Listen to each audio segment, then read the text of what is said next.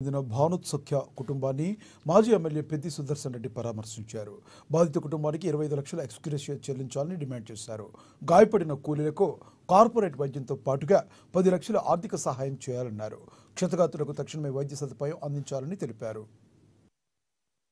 గత 3.5 సంవత్సరాల క్రితమే కేసీఆర్ గారు ప్రభుత్వం ఉన్నప్పుడు నర్సంపేట ప్రాంత ప్రజల వైద్య సహకారం కోసం, వైద్య సహాయార్థం కోసం కార్పొరేట్ వైద్యాన్ని అందించాలనే లక్ష్యంతో ఆనాడు మన మెడికల్ కాలేజీను పెద్ద దవాఖానను మనం ఇక్కడ అందుబాటులో తీసుకొచ్చి ఇవాళ ప్రారంభ దశలో ఉన్నప్పుడు సరే మార్పు వచ్చింది, పాత వాళ్ళు ఎవరు లేరు బాధ్యులు. కానీ వాళ్ళ మార్పులో భాగంగా కాంగ్రెస్ పార్టీ ప్రభుత్వం అట్టహాసంగా ప్రారంభించినటువంటి ఆసుపత్రిలో ఇవాళ వైద్యులందరూ సరిపడా ఉన్న ఇవాళ ఎలాంటి మరి ఇన్ఫ్రాస్ట్రక్చర్ లేదని చెప్పి ఇలా దవాఖానలో మనం చూస్తే అర్థమవుతా ఉన్నది.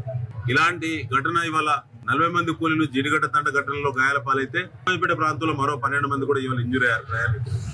ఇలాంటి పెద్ద ఘటనలు జరిగినప్పుడు ఇవాళ ఇంత పెద్ద వ్యవస్థను నిర్మాణం చేసుకుని కూడా ప్రజలకు వైద్యం సకాలంలో కాంగ్రెస్ పార్టీ ప్రభుత్వం అందించలేకపోతా ఉన్నది. గత